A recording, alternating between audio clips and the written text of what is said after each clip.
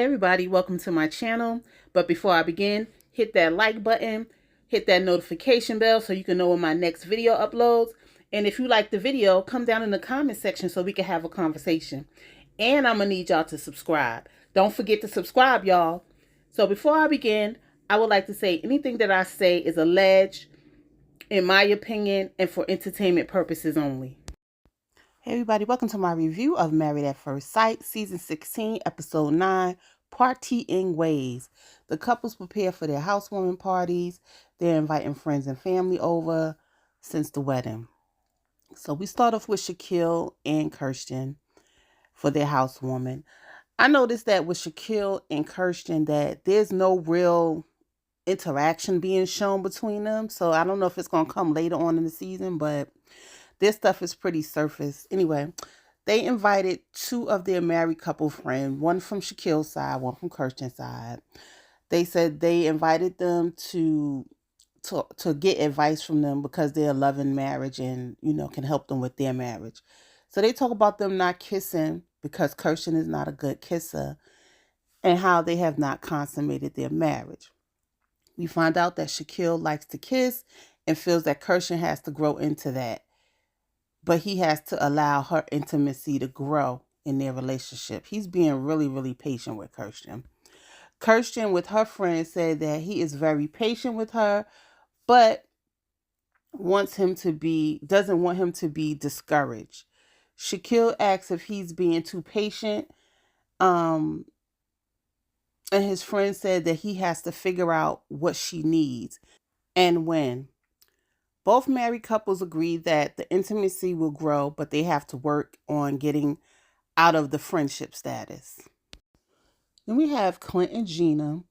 Clint meet with his friends and let them know that all Gina did was talk about her hair salon. He looks to his friends for advice because he has more life experience. He lets them know that there's no physical attraction. Friend advises that a lot of relationships starts with no physical attraction, and then it just happens. The friend said that this situation is a lot and he needs to be patient.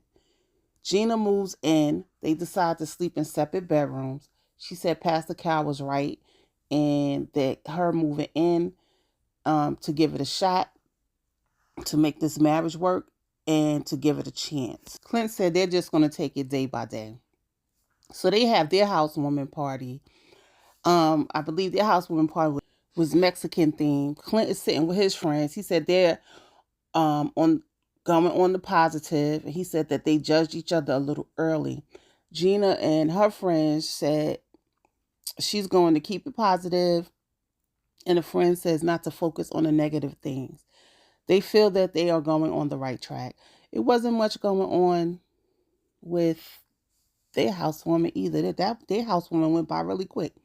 So then we have Chris and Nicole. Nicole meets with her friends and said that Chris is too nice and waiting for the shoe to drop. She said he compliments her a lot, and she wonders if he's just saying it to appease her. She thinks he's genuine.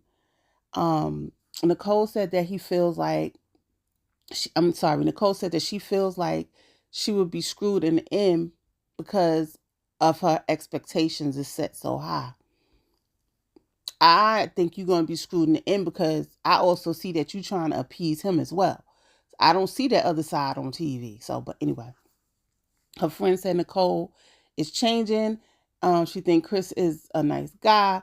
Nicole is more vulnerable and changing and really wants to make this marriage works. The one thing I said was the friend gave great advice is that you cannot be who you are trying to protect him. And that's facts. You got to be who you are. Just like the situation with the dogs. Like you immediately gave up, sacrificed your dog so he could have his two dogs at the apartment. And there was no compromise there. So we'll see how that works out. Anyway, they have their housewarming. It's flamingo themed and a flamingo Hawaiian themed party. She chose these flamingo shirts and asked if Chris wanted to wear the shirts.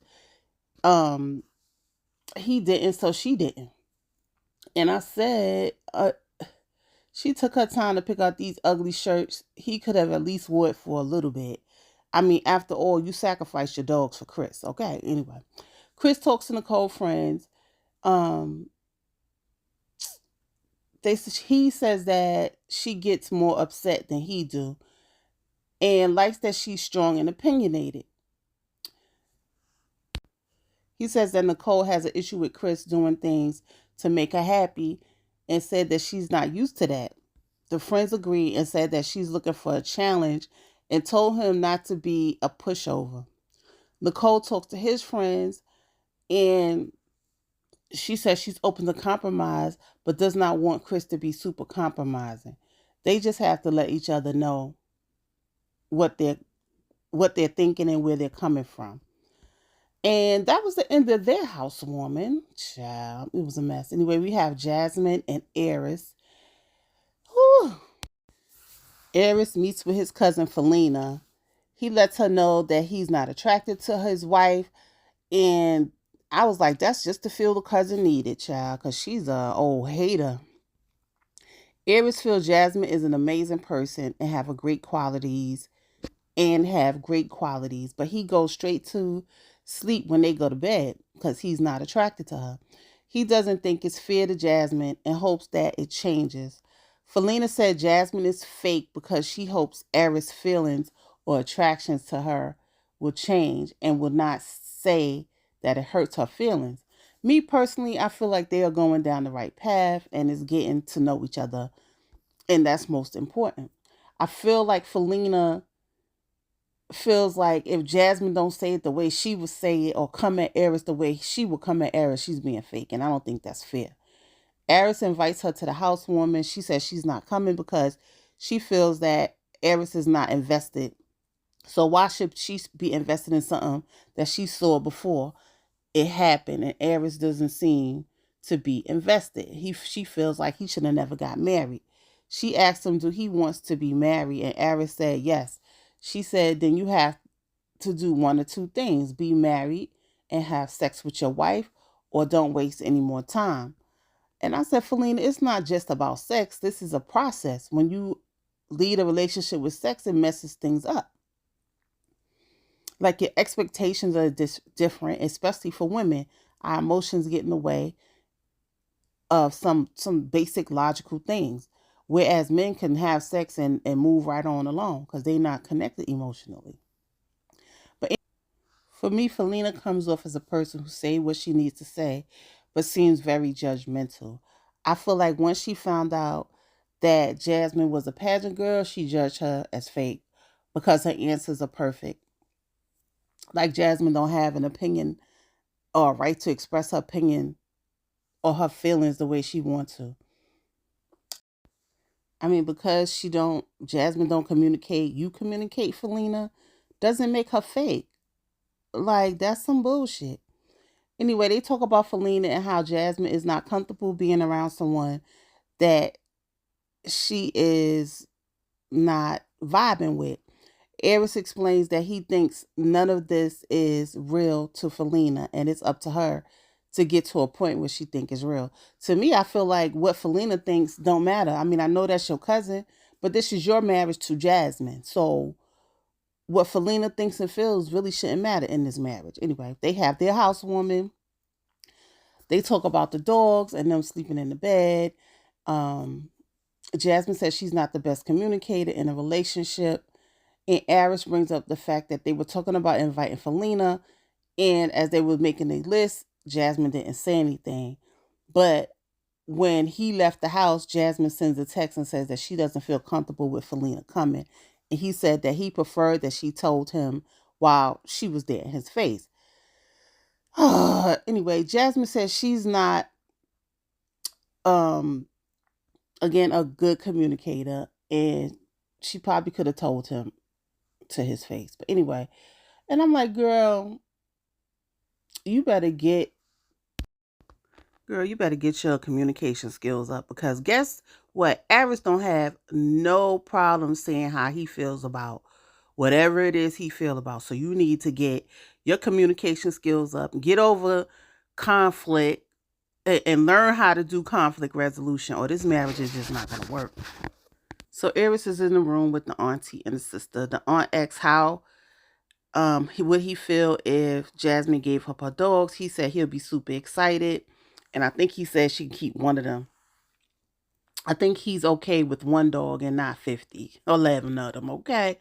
Anyway, expectations. He feels like they need to plan because they can fall into a routine of him going to work, her going to work, and blah, blah, blah, blah, blah. So anyway, the aunt says she knows that Jasmine is in it and will he take the effort to make this work and show that he can fall in love. He said he's going to try and see where it goes.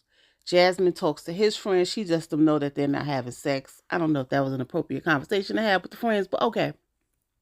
And hope that they can work through it, and um feels that the experts did a good job of putting them together because they do have a lot in common. It's just the attraction is not there. But we'll see how the attraction go, because I know that eventually the experts include like a intimacy game within the marriages. So we'll see how that go with them. And lastly, we have Dominique and McKinley. Dominique wants a divorce, in my opinion, because they aren't how she envisioned. Well, McKinley isn't how she envisioned him to be. That's a 25-year-old for you. She doesn't know what she wants. The fact that her mother signed her up for this just lets you know she just was going through the process because she was chosen. That's how I feel about it. Told you she had this weird smile that where she was smiling to look happy, but behind that smile was like, I really don't really fucking want to be here. Okay. But anyway, and I was just like, can you tell me why she crying when she left the apartment with her box and her Converse on top of the box? Because she's the one that made the choice to be divorced. She was over everything. So what is she crying for? Pastor Cal suggests that she takes ample time to explore her life and before she gets into another relationship. And that she has to fight for a relationship or marriage, and you just can't walk away. McKinley is upset and disappointed. He said he's embarrassed. And I don't feel like he should be embarrassed. I really don't. I feel like it's not your fault. Dominique did not come into this for the right reasons. Her mother. Dominique meets with her mom. Her mom says she is sad that the process is over. Dominique said he was starting to be petty and said he would change it. And the mom said, did you give him a chance to change it? No. I mean, they were only married 2 weeks. She didn't give him a chance to do nothing. I feel like she had this picture of what he should be as a 34-year-old man, which is unfair. So Dominique lets her mom know she's strong on her decision she made about being divorced. She has no desire to see him again or whatever. This is a girl who don't know what she want in life. So the couples have a potluck. The strangest thing is that McKinley and Dominique showed up, and I guess it's to tell them that they were having a divorce, because I was surprised to see them there. Gina was impressed with Clint's hosting skills at the housewarming party. Clint said he wants to dive deep into Gina and get to know her a lot better. McKinley wants to know if anyone has sex, and all the couples look at him like he crazy. Nicole and Chris volunteered that they had, consummated their marriage. Eris and Jasmine let them know that they are not intimate, but they kiss occasionally. Jasmine says she never had to initiate anything in a relationship, and this is new for her. And Eris says the same thing. Hopefully they'll work their thing out. Dominique McKinley lets the couples know that they are divorcing. They all want to know why they are divorcing. Dominique feels like McKinley made statements saying that he don't want to be in the marriage, and said she's positive vibes only. And I say lies. Like, you've been negative from the beginning because he didn't want to do stuff at the honeymoon. But you can't tell a grown person what to do. But anyway, McKinley disagrees with her and feels like he was ready for the process, and feels like since the honeymoon, it's been her belittling him, and she made no compromise at all. And I feel the same way. I didn't see none of that. All the couples agreed that they did not give the relationship a chance. I agree, but I feel it's more Dominique with her expectations for his life. Nicole and Dominique will regret the decision. I'm sorry. Nicole said Dominique will regret the decision because she didn't even give it a try. Nicole said, is there any chance that they can take time apart and come back together and start fresh? So Dominique says maybe. We find out that Dominique said maybe under pressure. She didn't really mean it. She wants to be friends with McKinley. He said he don't want to be friends with her, and I don't blame him. She said his petty statements were made, none of which I heard. I didn't hear him make any petty statements. So he don't want to be your friend, so he petty. McKinley said Dominique don't know what she wants and is young and don't know what a serious relationship takes and need. Dominique said she has been pushed to her limits. If that's being pushed, then you don't know enough about life and you haven't even been through some shit yet. Because y'all ain't even been through nothing. Y'all been married for 2 weeks and you've been pushed to your limit. I feel like Dominique was like, let me go through this process, because she swept and down. She was ready to be married at 25, which I don't feel like 25 is enough. Live your life. Go through your 20s, girl. But anyway, that's all I got. Like, comment, and subscribe. Hit that notification bell so you know when my next video uploads. Again, I appreciate all my subscribers. Peace.